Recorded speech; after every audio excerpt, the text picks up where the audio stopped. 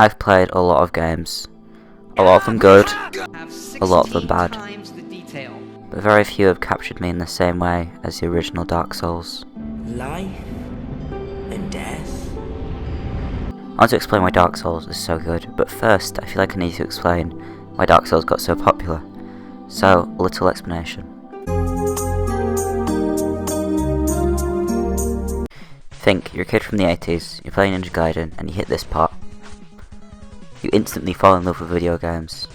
You see, NES games of old were as hard as they were, really, because you only fit about half an hour worth of a game on these cartridges. Make sure people didn't feel ripped off, they would make these games hard and cryptic. As games went on, you could fit bigger experiences on them.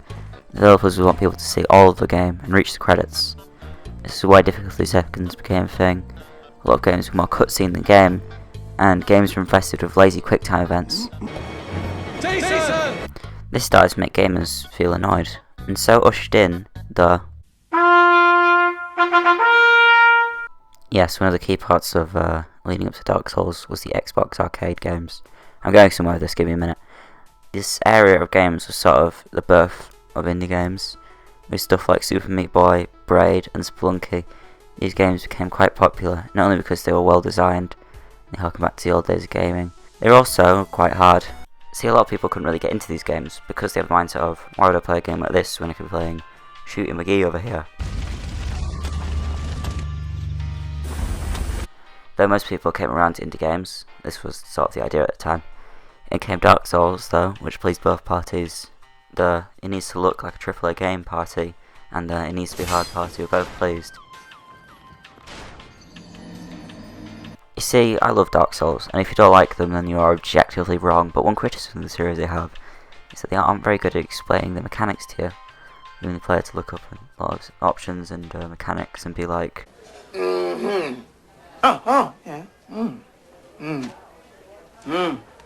I know some of these words. But this criticism is kind of passable, as a Souls game tends to have a lot going on in that area.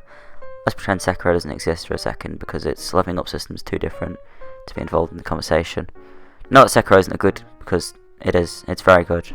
It's so good I don't really have a joke for it. It's just a really good game.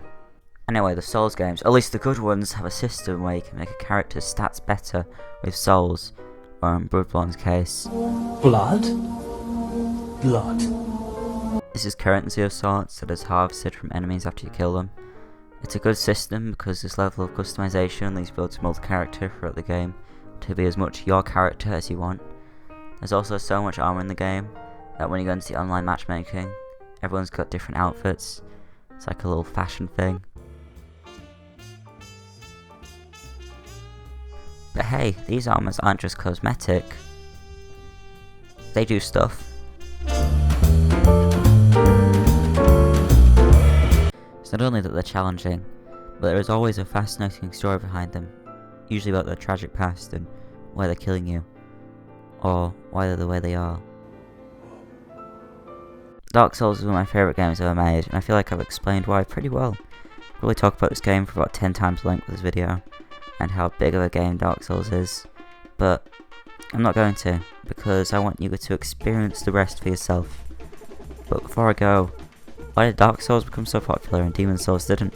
I am Soler of Astora, an adherent of the Lord of Sunlight. Now that I am undead, I have come to this great land, the birthplace of Lord Gwyn, to seek my very own son. Praise the sun, leave me alone, have a good one. I'm gonna go to slow version 2.